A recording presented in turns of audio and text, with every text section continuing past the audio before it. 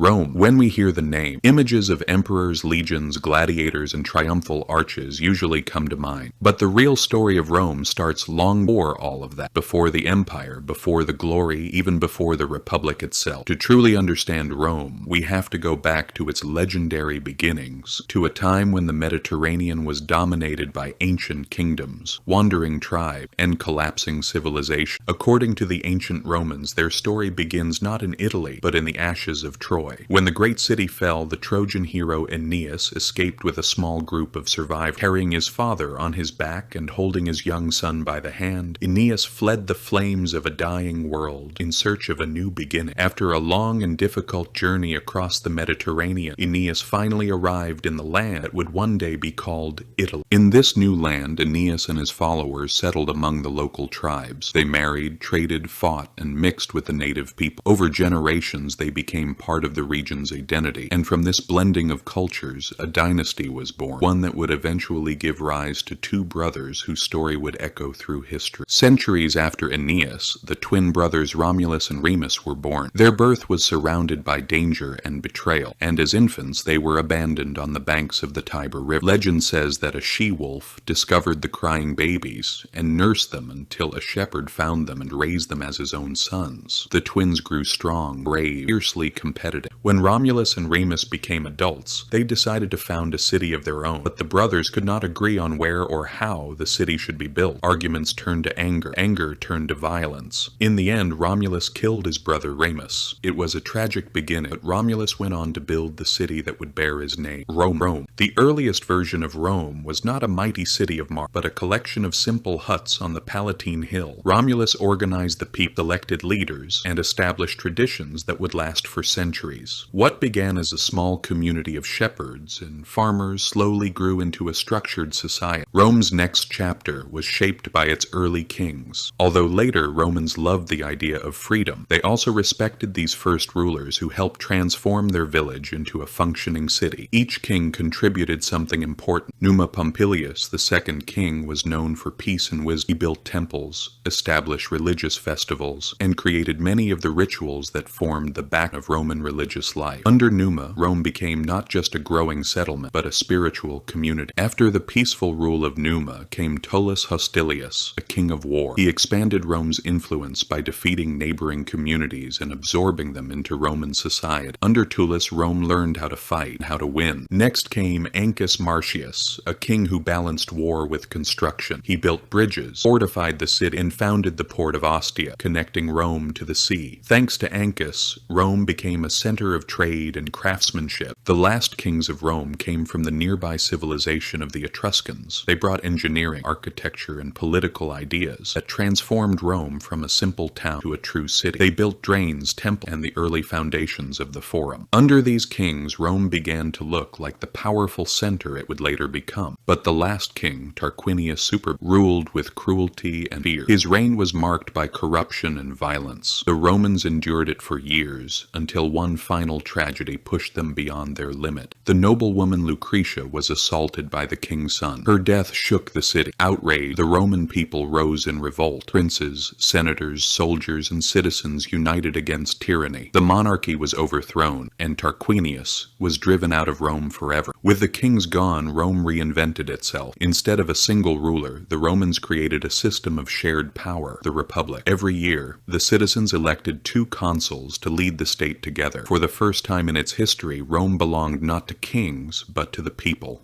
But the world was dangerous, and emergencies required special powers. In times of great threat, the Romans could appoint a dictator, a leader with absolute authority, but only for a short time. This system, when used correctly, helped Rome survive some of its darkest days. The new republic, surrounded by hostile tribes, Rome fought Etruscan, Latins, Sabine, and many others. Each battle was a test, and each victory added more territory and more allies. Slowly, the Romans became known not just as farmers or traders, but as disciplined and determined warriors. Rome's greatest early challenge came from the Samnites, fierce mountain tribes who fought with skill and ferocity. The wars lasted for decades. Rome suffered defeats, ambushes, and humiliations. But each time, the Romans rebuilt their armies and returned to the field. These wars forged the discipline that would define the Roman legions. Then came Pyrrhus of Epirus, a brilliant Greek general who brought war elephants and Macedonian phalanxes to Italy. His victories shocked Rome, but they came at a terrible cost for him. Even after defeating the Romans in battle, Pyrrhus famously said, "Another victory like this and I am lost." The Romans learned from every defeat. They adapted, reorganized, and refused to surrender. Pyrrhus eventually left Italy, unable to break Rome's spirit. With his departure, Rome emerged stronger than ever. By the mid-3rd century BCE, Rome dominated the entire Italian peninsula. Through alliances, colonies, and military victories, it had united a diverse land under one banner. For the first time in its history, Rome stood as a major Mediterranean power. But across the sea, another great power was rising. Carthage, rich, mercantile, and master of the seas, watched Rome's expansion with growing concern. Their rivalry would ignite one of the greatest conflicts in ancient history, the Punic Wars.